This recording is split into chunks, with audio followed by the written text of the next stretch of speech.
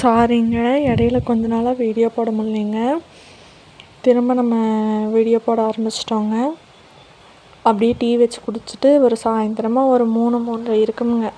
வரும்போது கோழி குஞ்செல்லாம் இது பண்ணியிருந்தாங்க. அதையெல்லாம் வீடியோ எடுத்துகிட்டு அப்படியே கோழிக்கு போட்டு தீவனம் போட்டிருந்தாங்க. அதையும் எடுத்துகிட்டு கும்பா எடுத்துகிட்டு வரலான்னு போனேங்க சைலேஜ் வைக்க. அப்போ எங்கள் வீட்டு காவல்காரர் வந்து படுத்து நல்லா தூங்கிட்டு இருந்தாருங்க. அவர்கிட்ட ஒரு அட்டனன்ஸை போட்டு அப்படியே போய் தொட்டி மேலே எங்கள் அம்மா கும்ப வச்சுருந்தாங்க துணியை துவச்சி போட்டு. அதையும் எடுத்துக்கிட்டு வந்துட்டேனுங்க. அப்பா அதுக்குள்ளே சைலேஜ் வலிச்சிட்டு இருந்தாங்களா, எடுத்து விட்டுட்டு இருந்தாங்க. அதை நீ கொண்டு போகலான்னு சொல்லிட்டு வலிச்சிட்டு இருந்தாங்கன்னா கொண்டு போகலான்ட்டு அந்த பக்கம் அப்படியே அங்கே இங்கேயும் சும்மா நடந்துட்டு இருந்தாங்க. அதுக்கப்புறம் அப்பா எடுத்துகிட்டு சாமி அப்படின்னாங்க. வந்து வலிச்சு எந்தெந்த மாட்டுக்கு எந்தெந்த அளவுன்னு சொல்லிட்டு கொடுத்தாங்க. அதை கொண்டு போய் போட்டு வந்தேனுங்க. போட்டு திரும்ப வந்து ஒரு 2-3 மாட்டுக்கு எடுத்துகிட்டு போய் போட்டதுக்கப்புறம் நீ கொண்டு போ சாமி, போய் மாட்டை விட்டுவிடு, இன்னும் 2க்கு தான் இருக்குது, நான் வச்சுக்கிறேன்னாங்களா. சரி நீங்கள் வச்சுக்கோங்கன்னு சொல்லிட்டு மாடை விற்கலான்ட்டு போயிட்டேனுங்க.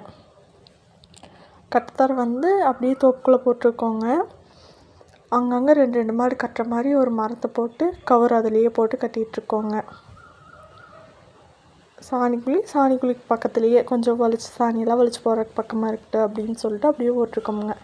காலையில் நேரமெல்லாம் காட்டுக்குள்ளே ஏகாமல் கட்டிடுவோங்க. அப்படியே நெகிழ் எல்லா நேரமும் நெகிழ் இருக்க மாதிரி பார்த்து கட்டிடுவோங்க. அப்புறம் போய் மாடு பிடிக்கலான்ட்டு போனப்போ எல்லா இதுக்கடியிலையும் வந்து எங்கள் அம்மா பீக்கிஞ்செடி வச்சுருந்தாங்க. அதை பார்த்துட்டு இதாங்க பெனிஃபிட்டு ஃபார்மர்ஸ்க்கு. அங்கங்கே ஏதாச்சும் ஒன்று போட்டு விடுவாங்க, அது நல்லா வந்துடுங்க. நெக்ஸ்ட் வீடியோவில் பார்க்கலாம்.